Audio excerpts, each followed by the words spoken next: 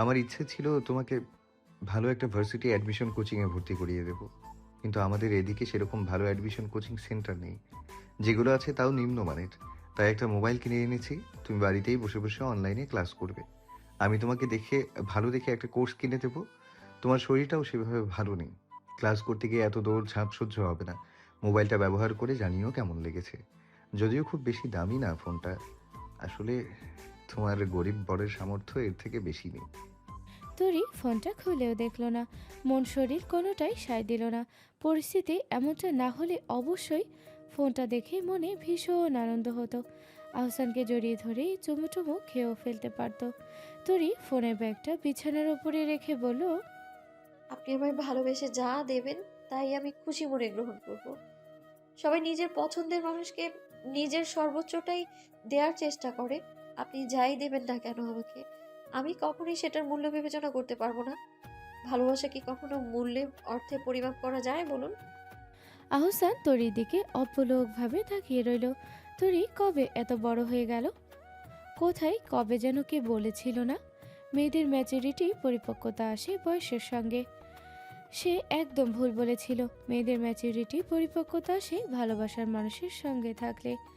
আহসানের ভাবনার মাঝেই তরি মৃদু আর্তনাদ করে উঠে দাঁড়ালো। দুপায়ের মধ্যখান হতে চিকন রক্তের স্রোত বয়ে চলেছে। তা দেখে আহসান আঁতকে উঠে বলল। এখনো রক্তপাত বন্ধ হয়নি তুরি? তরি কোনো রকমে বিছানা চেপে ধরে বলল, না, মেডিসিন কোর্সের কাজ শুরু হয়ে গেছে। এখন রক্তের সঙ্গে পেটের সবকিছু পরিষ্কার হয়ে যাবে। মা আমাকে দুপুরে সব বুঝিয়ে বলেছিল। আহসান তরিকে ধরে কোনো রকমে বিছানায় বসালো। তরি রক্ত দেখলে মাথা ঘোরে। তাই সে আহসানকে চেপে ধরে চোখ বন্ধ করে বসে রইল। পেটে আস্তে আস্তে চাপ বেড়েই চলেছে। একটা সময় তরি আহসানের হাত শক্ত করে চেপে ধরল। পেটটা কেমন মুড়িয়ে কামড়ে ধরছে যেন। আহসান বুঝতে পারল আসলে অ্যান্টিবায়োটিক কোর্সের প্রভাব শুরু হয়ে গেছে। তরি নুয়ে পড়া অবস্থা দেখে সে তরির জন্য একটা স্যালাইন গুলে আনলো। তরিকে ধরে কোনো রকমের সেটা খাইয়ে দিল। লাল রঙের রঞ্জক পদার্থে ভেসে যাচ্ছে তরি। বিছানা এবং মেঝেতে রক্তের ছিটে ফোঁটা দেখে তরি বারবার চোখ সরিয়ে নিতে চাইল। আহসান তা লক্ষ্য করে একটা পরিষ্কার কাপড় এনে মেঝেটা মুছে দিল। তরি পেট ধরে উঠে দাঁড়িয়ে আহসানের হাত থেকে কাপড়টা ছিনিয়ে নিয়ে বলল, এ কি, আপনি কেন এসব করছেন? একটু অপেক্ষা করুন। ব্লিডিং কমলে আমি মেঝেটা মুছে ফেলবো। সারাদিন কাজ শেষে বাড়ি ফিরেছেন, আমি করে নেব সবটা। আপনি এখন বিশ্রাম নিন। আহসান তরির হাত থেকে কাপড়টা নিয়ে বলল, তুমি বিশ্রাম করো তুরি। তুমি অসুস্থ, আমি আমি অসুস্থ নই। আমার এই বিশ্রামের কোনো প্রয়োজন নেই। তোমার জীবনের কঠিন মুহূর্ততেই যদি আমি তোমার পাশে দাঁড়াতে না পারি, তবে আমি কেমন স্বামী? সম্পর্ক শুধু দায়িত্বের খাতিরে গড়ে ওঠে না তরি। শুধুমাত্র ভাত কাপড়ের জন্য তোমার বাবা মা ভরসা করে আমার কাছে দেননি। আমি চাই আমার বুকটা, আমার কাঁধটা, আমার হাত দুটো এবং আমার পুরো শরীরটা তোমার একটা ভরসা স্থল হোক তরি। জীবনে যদি কোথাও গিয়ে আটকে আটকে পড়ো কিংবা দেয়ালে পিঠ ঠেকে যায়, তাহলে একবারের জন্য হলেও আমার নামটা নিও তরি। আমি যতদিন বেঁচে আছি, আমি তোমায় কখনোই অবজ্ঞা করব না। তুমি আমার স্ত্রী, আমার ভালোবাসার জায়গা। তুমি আমার বেটার হাফ, আমার অর্ধেকটা অংশ, অর্থাৎ আমার অর্ধাঙ্গিনী তুমি। নিজেকে আমি খুব ভালোবাসি তরি। তুমি তো আমারই বেটার হাফ, আমারই তো একটা খণ্ডাংশ। তোমাকে আমি না ভালোবেসে পারি তরি? যাকে ভালোবাসা যায় তাকে কখনোই অবহেলা করা যায় না তরি। তরির এবার কিছুটা ভালো লাগছে। রক্তমাখা কাপড়টা ছেড়ে সে বিছানায় বসলো। আহসান ততক্ষণে বেডশিটটা পাল্টে দিয়েছে। তরি কোনো রকমে শরীর এলিয়ে দিয়ে আহসানকে উদ্দেশ্য করে ভারাক্রান্ত মনে বলল, আসাম, বাবু চলে যাওয়ার জন্য কি আপনি আমায় দায়ী করেন? আমাকে দায়ী মনে হয় আপনার?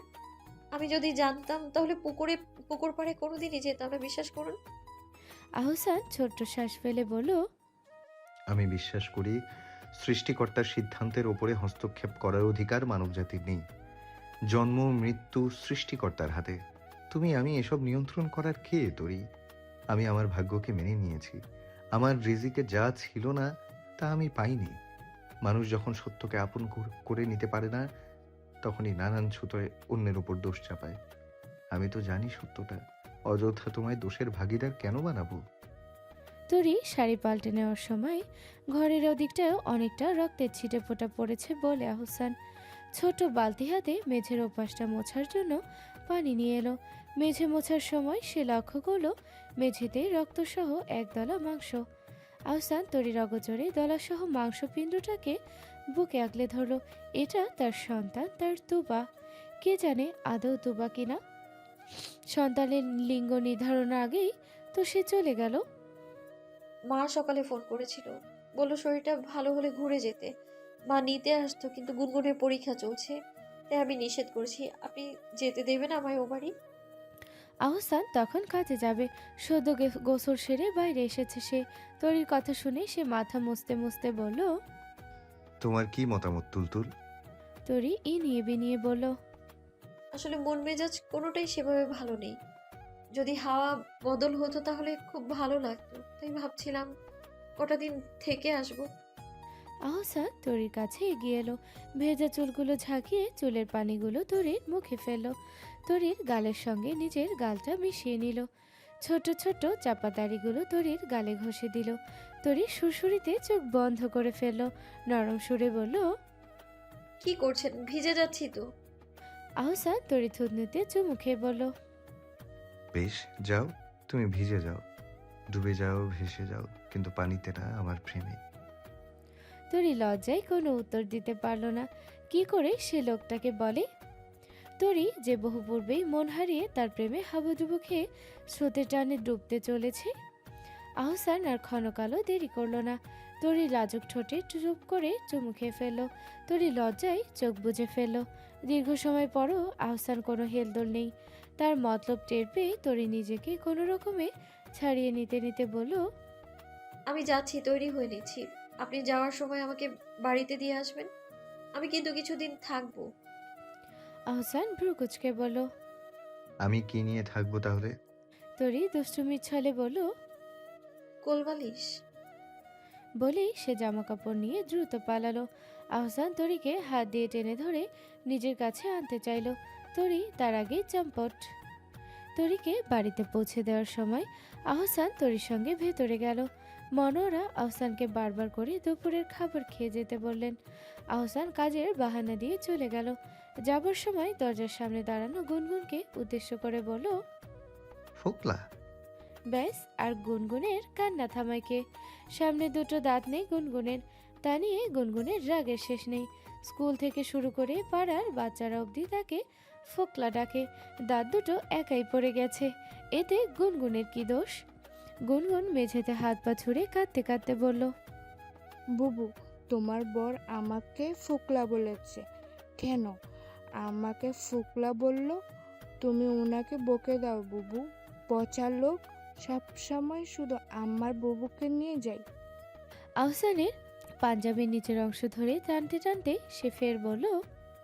আপনি এরকম কেন? আমি তো আপনার বুবুকে নিয়ে যাই না। আপনি কেন আমার বুবুকে নিয়ে যান? গুনগুনের প্রশ্ন শুনে মনোয়ারা তরিসহ আহসানের অবধি মাথায় হাত। এই ভয়ানক প্রশ্নের কি উত্তর দেবে সে? রুমি আজ কলেজে থেকে একা একা বাড়ি ফিরছে। মাজদা আর আহসান মিলে সিদ্ধান্ত নিয়েছে এখন থেকে রুমি একা একা কলেজে যাবে। বাড়ি থেকে রুমির কলেজ অনেকটাই কাছে, তরির মতো অতটা দূরে নয়। তাই রুমি এখন একাই কলেজে যাতায়াত করে। রুমি স্বভাবে একটু ভীরু। মাজদাক বলেছেন রুমিকে এখনই একা একা বের হতে দিলে একটু একটু করে সে বাইরে চলাফেরা করা শিখবে। দিন কয়েক ধরেই তার একাই যাতায়াত করে সে। আজ অদ্ভুত এক জিনিস ঘটল। কলেজ থেকে ফেরার পথে রোজ রুমি অগোচরে রঙ্গন তাকে দেখে, তার পিছুও নেয়। আগে না বুঝলেও আজ বিষয়টা গভীরভাবে উপলব্ধি করতে পারল রুমি। রঙ্গন আজ বেখেয়ালে রুমির কাছে বাজেভাবে ধরা পড়ে গেল। রুমি প্রথমে প্রচণ্ড চমকিত হলেও পরে রঙ্গনকে দেখে বলল। একে রঙ্গন ভাই, আপনি এখানে? রঙ্গন সবকিছু আড়াল করে মিথ্যা অভিনয় করে বলল। রুমি, তুমি এখানে এখানে কি করছো? রুমি কলেজ ব্যাগটা কাঁধের ওপাশে নিয়ে বলল। কলেজ ড্রেস পরে আছি, দেখছেন না রঙ্গন ভাই? রঙ্গন চোখ মুখ কালো করে বলল। আমাকে এত ভাই ভাই বলে মাথা খাবে না রুমি। রুমি কিছু না বুঝতে পেরে বলল। তো কি ডাকবো তাহলে? আপনি তো আমার ভাই, ভাইয়ের বন্ধু তো ভাইয়েরই মতো। রঙ্গন মনে মনে বিড়বিড় করে বলল। ভাইয়ের মতো আর ভাইয়ের মধ্যে তফাৎ আছে রে বউ। তোর অল্প মগজে মাথায় এই কথা ঢুকবে না রে? শুনতে চাই জামাই, খোদায় শোনায় ভাই, কপালের মধ্যে আমার জুতার বাড়ি। রঙ্গনকে বিড়বিড় করতে দেখে রুমি আর দাঁড়ালো না। দুপুর হয়ে যাচ্ছে, তাই সে বাড়ির পথে হাঁটা ধরলো। রঙ্গনই তাকে চলে যেতে দেখে দৌড়ে এসে বলল। কোথায় যাচ্ছ রুমি? রুমি দ্রুত পা চালাতে চালাতে বলল। বাড়িতে। আর কোথায় যাব রঙ্গন ভাই? রঙ্গন কপাল ঠোঁট কুঁচকে বলল। দরকার হলে কলিজার মধ্যে উইঠা একটা ফাল মারো রুমি, তাও কানে কাছে আইসা ভাই ভাই কইরা চিল্লেও না। আমার মন নষ্ট, আমি তোমারে মোটো ভাইয়ের চোখে দেখি না। কথাটা বলে রঙ্গন আর 1 মিনিটও দাঁড়ালো না। রুমি ঠিক উল্টো পথে হাঁটা ধরলো। রুমি আকেল গুরুম হয়ে দাঁড়িয়ে রইল। হলো কি এটা? পাগলা এত রেগে গেল কেন? রঙ্গন তেড়ে ফুঁড়ে বাড়িতে ঢুকেই উঠোনের চাপকলে মাথা দিয়ে বসে রইল। হঠাৎ রঙ্গনের এই অবস্থা দেখে নাহার বেগম ছুটে এসে বললেন। কি হয়েছে বাপ? রঙ্গন ক্ষুব্ধ কণ্ঠে বলল। কি আর হইব, কিছু হয় নাই। আমার কপালটাই হয়েছে একেবারে মার্কা মারা। ভাল লাগে না আর কিছু, জীবনটারে একেবারে তামা কইরা জ্বালাইয়া দিল। নাহার বেগম চিন্তিত হয়ে বললেন। কি হয়েছে? কেউ কিছু কইছে বাপ? রঙ্গন দাঁত কিরমির করতে করতে বলল। আপনার থাকতে আর কেউরে লাগে? আবার হারমার কালি করার উপরে আপনি মাস্টার্সের ডিগ্রি নিছেন। জিন্দিগিটা পুরো পাগলা গারদ বানিয়ে রাখেন। সম্পর্ক এক নিমিষে বদলিয়ে যাইতেছে। যার মুখ থেকে বাবুর বাপ শোনার কথা, সে এখন ভাই ডাকে। সব হয়েছে আপনার লাগিয়া। সময়ের কাজ সময় করেন না। বিয়ে শাদির বয়সে বউয়ের বদলে বোন কোলে নিয়ে ঘুরতাছি। আমার চান্দি জ্বলতাছে, মাথায় পানি দেন মা। নাহার বেগম উঠোন থেকে কচি চুলো জ্বালানো লাকড়ি হাতে উঠিয়ে রঙ্গনকে উদ্দেশ্য করে বলেন। খাওয়াইতেছি তোরে পানি ভালো কইরা, আয় পানি খাইয়া যা। এটুকু বলেই লাকড়ি হাতে রঙ্গনের পিছু ছুটলেন। রঙ্গন মারের ভয়ে উপায়ন্তর না পেয়ে পুকুরে ঝাঁপ দিল। নাহার বেগম পুকুরের পাড়ে দাঁড়িয়ে চিৎকার করে বললেন। উইটাই গোলামের পোলা, আমি যদি পুকুরে নামি তো তোরে ডুবাইয়া চারুম। এখনই উপরে আয়। রঙ্গন গলা অব্দি পানিতে বসে থেকে বলল। আমার বাপের নাম আবুল কাশিম ব্যাপারী। আপনি গোলামের পোলা ডাকেন কেন? নিজের জামের কথা ভুইলা খাইয়া ফেলাইছেন? ও আব্বা আম্মা আপনারে ভুইলা গেছে। গোলাম না কার সাথে জানিয়ে আপনারে গোলায় ফেলাইছে। নাহার বেগমের মেজাজ আরো ভরকে গেল। মাটিতে অনবরত লাকড়ি দিয়ে আঘাত করতে করতে বললেন। তুই আজকে খালি ঘরে আয়, তোর কইলজা কাইটটা ঘরে ঘরে বিলাম। রঙ্গন সেসব কানেও তুলল না। মায়ের ভয়ে পুকুরে বসে রইল টানা 3 ঘন্টা। আস্তে আস্তে যখন দেখলো শরীর কেমন গরম হয়ে আসছে, শীত লাগছে, তখন কোনো রকমের সাঁতার কেটে পুকুর পাড়ে এলো। ভয়ে ভয়ে ঘরে ঢুকতেই নাহার বেগম পিঠে দুখা দিয়ে বললেন। এতক্ষণ কইছিলি? কখন থেকে বাদ বাইরা বইসা আছি? আমারে মানুষ মনে হয় না তোর? রঙ্গন কাপড় ছেড়ে বিছানায় শুয়ে বলল। পরে খামো, প্লেটে উঠিয়ে রাখেন। রঙ্গন গরমের মধ্যেও কাঁথা মুড়ি দিয়ে জড়সড় হয়ে শুয়ে আছে। তিরতির করে ঠোঁটটা কেমন কাঁপছে। নাহার বেগম ঘরে এসে রঙ্গনকে অসময়ে ঘুমোতে দেখে আতঙ্কিত হয়ে উঠলেন। ভীত হয়ে কপালে হাত দিয়ে দেখলেন জ্বরে শরীর পুড়ে যাচ্ছে। রঙ্গন জ্বরের ঘরে বিড়বিড় করে কী সব যেন বলছে। নাহার বেগম রঙ্গনের মাথায় জলপট্টি দিলেন। কপালে চুমু খেয়ে কাঁদো কাঁদো গলায় বললেন। সব সময় পাগলামি করস কেন বাপ? কত বুঝাইয়া তাও গো দইরা বইসা থাকস। মারে বুঝোস না বাপ? তোর বাপ যাওয়ার পর থেকে তোরে আকড়াইয়া দইরা কোনো রকমে বাইচা আসি, তুইও আমারে বুঝোস না। রঙ্গন জ্বরের ঘরে কিছুই বুঝল না। বিড়বিড় করে বারবার সে রুমি রুমি বলে কী সব আকুতি মিনতি করছে। গুনগুন তরির সঙ্গে পুতুল পুতুল খেলার ছড়ে তরিকে বলল। বুবু, বাবুটা তোমার কাছে কি আমার নামে আর কিছু বলেছে? তরির বুকে যেন একটা ধাক্কা লাগলো। গলা দিয়ে কোনো স্বরই বের হলো না। মনোয়ারা চোখ রাঙিয়ে গুনগুনের দিকে তাকাতেই গুনগুন থেমে গেল। তরি চোখের জল আড়াল করতে পাশের ঘরে চলে এলো। বিছানায় বালিশে মুখ গুজে হামা করে কেঁদে উঠল। মনোয়ারা দরজার সামনে এসে দাঁড়ালেন।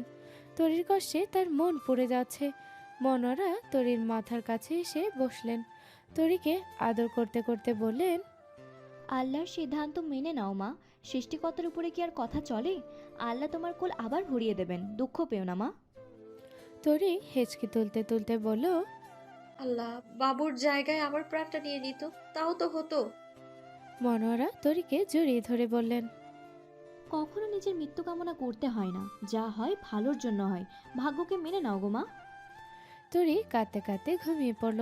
রাতে মনোয়ারা তরিকে ঘুম থেকে তুলে তরি আর গুনগুনকে খাইয়ে দিলেন। তরি ঘুমু ঘুমু চোখে খাবারগুলো শেষ করলো। খেয়ে দিয়েই আবার ঘুমোতে গেল। বিচ্ছিরি আয়রনের ওষুধগুলো খেয়ে সারাদিন কেমন ঘুম ঘুম পায় শুধু। তরি চেয়েছিল ওষুধগুলো খাওয়া বন্ধ করে দিবে, আহসানের বকুনিতে তার সম্ভব হয়নি। গুনগুনও তরি দুজনেই খেয়ে দিয়ে ঘুমিয়ে গিয়েছে। বাড়ির ফটক দরজা ভেতর থেকে তালা দেওয়ার সময় দরজায় করাঘাত পড়ল। মনোয়ারা দরজা খুলে দাঁড়াতেই দেখলো আহসান দাঁড়িয়ে। মনোয়ারাকে দেখে সালাম দিয়ে বলল, মা তরি আছে? মনোয়ারা আহসানকে বসতে বলেই তরিকে ডাকতে গেলেন। তরি তখন সবেমাত্র চোখটা বুজেছে। মনোয়ারা ডাকে কোনো রকমে চোখ খুলে বিরক্ত নিয়ে সে বলল, কি হয়েছে? খেয়েই তো শুতে এলাম, আবার ডাকছো কেন? মনোয়ারা ফিসফিস করে বললেন, আস্তে কথা বলো, আহসান এসেছে, পাশের ঘরে বসে আছে। আহসানের কথা শুনতেই তরির ঘুম লাটে উঠল। আহসান এসেছে? এত রাতে কেন এসেছে? কোনো বিপদ হয়নি তো? তরি শোয়া থেকে উঠে বসলো। দ্রুত শরীরের কাপড় ঠিক করে পাশের ঘরে গেল। সত্যি সত্যি আহসান এসেছে। তরি হাই তুলতে তুলতে বলল, আপনি এত রাতে কোথা থেকে এলেন? কি হয়েছে? সবকিছু ঠিকঠাক আছে তো? আহসান তরিকে হাত বাড়িয়ে কাছে টেনে নিল, কোমর জড়িয়ে ধরে বলল, বউকে দেখতে এলাম। যতই হোক আমার একটা মাত্র বউ বলে কথা। তরি আহসানের বুকে হেলে পড়ে বলল, কেন, আরো দুটো বিয়ে করার শখ আছে নাকি? আহসান মৃদু হেসে বলল, তুমি অনুমতি দিলে ভেবে দেখতে পারি। একটা বউকে খাওয়াতে পড়াতে পারলে আরো দুটোকেও পারবো, আমার কোনো সমস্যা নেই। তরির বড্ড রাগ হলো। আহসানের বুকে একখানা কামড় বসিয়ে দিয়ে সে ফুঁসতে ফুঁসতে বলল, করে দেখুন একবার, চুল টেনে দেবো, একদম কামড়ে রক্ত বের করে দেবো, ঝাঁটা দিয়ে মেরে মেরে বিদায় করে দেবো, আপনাকেও সঙ্গে আপনার আরো দুই বউকেও। আহসান তরিকে আরো শক্ত করে চেপে ধরে বলল, তাই এসো, তোমাকেও একটু কামড়ে দিচ্ছি। বলেই তরি তুলতুলে গালে কামড়ে দিল। তরি ভোতা মুখে বলল, খেয়েছেন রাতে নাকি ভাত মাখিয়ে খাইয়ে দেবো? আহসান নত মুখে বলল, খেয়ে এসেছি, কিন্তু তুমি খাইয়ে দিলে আবারও খাবো। তরি আহসানকে ছেড়ে তার জন্য ভাত আনতে গেল। রান্নাঘরের সামনে যেতেই মনোয়ারা এসে তরিকে বললেন, কি হয়েছে তোরি? জামাই এত রাতে এলো, সবকিছু ঠিকঠাক আছে? কোনো বিপদ হয়নি তো? তরি সত্যটা চেপে গিয়ে আমতা আমতা করে বলল, এদিকে একটা কাজ ছিল তো, রাত হয়ে গেছে, তাই আর এত রাতে বাড়ি ফেরেননি, সোজা এখানেই চলে এসেছেন। মনোয়ারা সবটা বুঝেও না বোঝার ভান করে চলে গেলেন। যে ছেলে মধ্যরাতে তরিকে এখান থেকে নিয়ে চলে যায়, সে করবে রাত 12টায় পরোয়া? বউ পাগল ছেলে। আহসানের আজকে থেকে স্কুলে জয়েনিং। তরি সেটা নিয়ে খুশির অন্ত নেই। বাড়িতে সবাই খুব খুশি। বাবু চলে যাওয়ার পর সবার মন বিষণ্ণতায় ছেয়ে গিয়েছিল। এখন সবাই একটু একটু করে স্বাভাবিক জীবনে ফিরেছে। আজ ভোরে আহসান যখন গোসল করে ঘরে এলো, সহসাই আহসানের দুবাহু পেছন থেকে জড়িয়ে ধরল তরি। আহসান ভেজা শরীরের সঙ্গে আকস্মাত লেপটে যাওয়াতে তরি বেশ খানিকটা ভিজেও গেল। তাতেও তার কোনো হেলদোল নেই। আহসানই তরির হাত চেপে ধরে বলল, সকাল সকাল ম্যাডামের এত আদর ভালোবাসা, মতলব কি? হ্যাঁ, চরিত্র হনন করতে চাও নাকি? তরি ওসব কিছুই শুনল না। আহসানের ঘাড়ে চুমু খেয়ে তাকে আরো শক্ত করে চেপে ধরল। আহসান কোনো সারা শব্দ না পেয়ে পিছু ফিরল। তরিকে ওভাবে দাঁড়িয়ে থাকতে দেখে সহসাই কোলে তুলে নিল। বিছানায় তরিকে রেখে ঠোঁটের ভাঁজে চুমু খেয়ে বলল, ম্যাডামের মুড আজকে খুব ভালো দেখছি। নতুন চাকরি প্রথম দিনেই ছুটি নিলে চাকরি টিকবে বলে মনে হচ্ছে না। আহসানে দুষ্টু ইঙ্গিত বুঝতে পেরে তরি লাজে লাল হয়ে যায়। বলে তার বুকে মুখ গুজল। আহসান কয়েক মিনিট সেভাবেই রইল, তারপর করুণ হয়ে বলল, রেডি হতে হবে ম্যাডাম, আপনার এসব ব্যাপার স্যাপার রাতে এসে দেখব। তখন পালাই পালাই করলেও আমি ছাড়ছি না। বলেই তরির দিকে তাকিয়ে চোখ মারল। তরি লজ্জায় গুটিয়ে পড়ল। আহসান আলমারি থেকে কাপড় বের করতে ব্যস্ত। তরি আহসানের অগোচরে একটা প্যাকেট বের করলো। আহসানের সামনে গিয়ে সেটা তুলে ধরে বলল, আপনার জীবনের এই বিশেষ দিনে আমার তরফ থেকে একটা ছোট্ট উপহার। যদিও আমি এখনো আয় করি না, যদি কখনো করি তাহলে আরো দামিটা দেব। বলতে খুব লজ্জা হচ্ছে, কিন্তু আপনার টাকা দিয়ে আপনার জন্য উপহার কিনেছি।